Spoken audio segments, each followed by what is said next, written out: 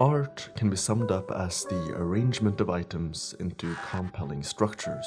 The play of colors dancing with each other can overwhelm the eyes, all coming together in images we identify with and recognize. In the musical world, it's the structure of sounds in relation to one another to generate a melody that can strike us in the deepest parts of our souls. Art is structured shape and sound that create a scape our minds and hearts can explore. And in games, we can inhabit these places, travel through them, and change them. And then there's Omori. Every medium needs negative space in addition to colors and sounds. Music will fade in and out and go from high to low frequency. Every frame can't be filled to the brim with an excess of colors, or your eyes would eventually commit suicide. Just like you need the play of colors in the art, you also need space. Negative space is the space where things aren't present, or the space between objects. It's a term used to describe the space surrounding a subject, also called white space. And despite how it sounds, is not necessarily white if the background is of a different color. It's typically empty and lacks detail as to simplify an image so your eyes can process information quicker. Often used to direct the eye by simplifying an image. But it's also used for emotional effects. White space should therefore not be considered blank space. It's an important element of design that enables objects in it to exist at all. The balance between positive space and the use of negative spaces is key for any art. There's a concept that comes from Japan of ma, which is a specific concept of negative space where the existence of ma has been interpreted as an emptiness full of possibilities, like a promise yet to be fulfilled. And a game that understands this and runs with it is Omori. It revels in both parts of this equation, in the hedonistic, overflowing audio-visual chaos, all the way to the quiet, stripped-back spaces of nothingness, and merges them together to tell its story. So, let's have a closer look at how Omori uses negative space as a storytelling tool.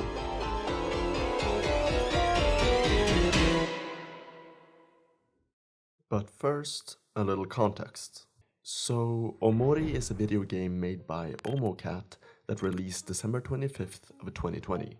It's a surreal psychological horror RPG where you control a child, Omori, and his friends exploring a strange world full of colorful companions and enemies. But wait, there's more. The game is split into two parts.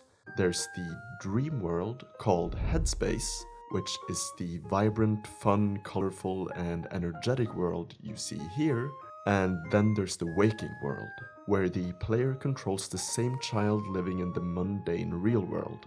And very simply said, without spoiling too much, because I want you to be able to play this game even after having watched this video, you navigate through these worlds to uncover a forgotten past.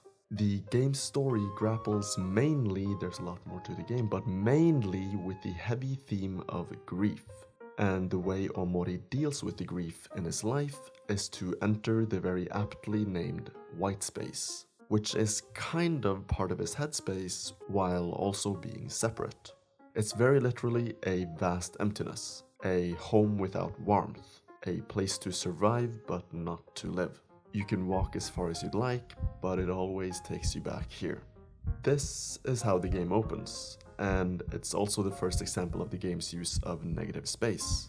Even before the game has gotten a chance to tell the player much of anything about Omori, you can infer just by this space his extreme seclusion and loneliness. Through the means of skewing the game's look so far into the realm of negative space, barely having any objects around its subject, it evokes feelings of solitary and isolation. And this is probably the most common use of negative space in art, and can be seen used in movies to isolate a subject, evoking a feeling of loneliness in this example, but can also be used to just heighten a feeling, like the tension in a scene, or the gravity of a situation. Son, you know, once you start, there's no going back. Stripping away information from a scene or an area in a game and only leaving what you need enhances the features of the remaining objects. It's like drawing a big red circle on a piece of paper. That shit will stand out and draw all the focus. And good use of negative space can direct the attention to the important elements of a scene. The color scheme of white space also sells the idea of Omori's isolation. Any other color fails to conjure the absolute feeling of nothingness as much as just white. To take an example that is in Omori's ballpark, this same scene set in Undertale with the style and colors of that game wouldn't sell the feeling of loneliness as much as absolute devastating white with simple black drawings. And similarly to how the white color scheme of white space helps tell Omori's story, so does the contrast between Dreamworld and white space. If Dreamworld wouldn't be so colorful, or to show a more extreme example, if Dreamworld was also in black and white, it wouldn't sell the impact of white space. It would just feel like an extension of white space or vice versa. Dreamworld has lots of negative space in it as is, but it's differentiated from white space with colors. Just as negative space is important to show Omori's loneliness, so is the contrast between the worlds Omori inhabits. In the dream world, the player is bombarded with influences, colors, sounds, options. There are so many paths, so much detail, so much going on. So much so that in the end, it could be overwhelming. There's often nowhere for your eyes to stop and make sense of a scene. Dreamworld gives the player new impression after new impression after new impression, and that's the point. This is a child's imaginary dreamland. It's somewhere he escapes to get away from his thoughts. It's likely not a coincidence that the color white and black are almost totally absent from the dream world, because those colors signify something else to Omori. As we've seen, white is the repression of the truth, him hiding away and not facing the real world, and black, well, we'll get into that shortly. There's actually a word for this called horror vacui, meaning the fear of empty space in Latin. If we stroll through paintings throughout history, it's quite evident what this fear involved. It's a need to fill up all the design space of a painting with elements, trees, animals, buildings, people.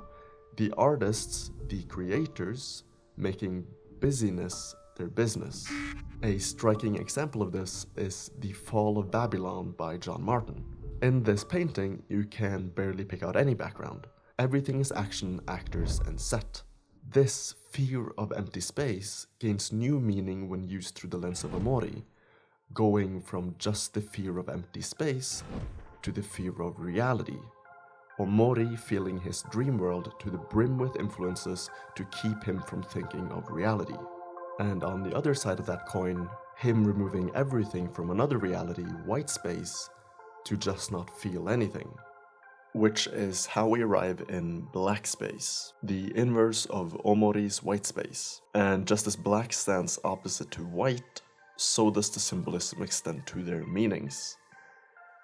Whenever too much of the real world seeps into Omori's dream world, we always find ourselves back in white space, where Omori can hide away from these black things that haunt him. It's where he isolates himself from the real world because there's something there he cannot deal with. So, if white is the repression of something in the real world, then black is that thing. But there's one more step the game takes this idea that connects everything and focuses it in one symbol, and it's been right in front of the player the whole game. It really is great when a game takes an already established symbolism and builds on it to make it mean something totally different in its world.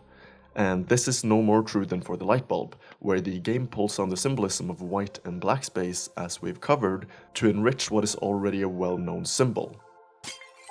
The idea bulb. The trope of a light bulb flashing over someone's head, meaning they've just come up with an idea. This very concept of having an idea is turned on its head by the flick of a switch, pun intended, by the negative of a color. In a two-tone black and white image, a subject is normally depicted in black and the space surrounding is left blank, being white. forming a silhouette of the subject in that manner. Turning this concept on its head and reversing the tones so that the space surrounding the subject is black and the subject itself is white causes the negative space to be apparent as it forms shapes around the subject called figure ground reversals. You have undoubtedly come across these types of images before.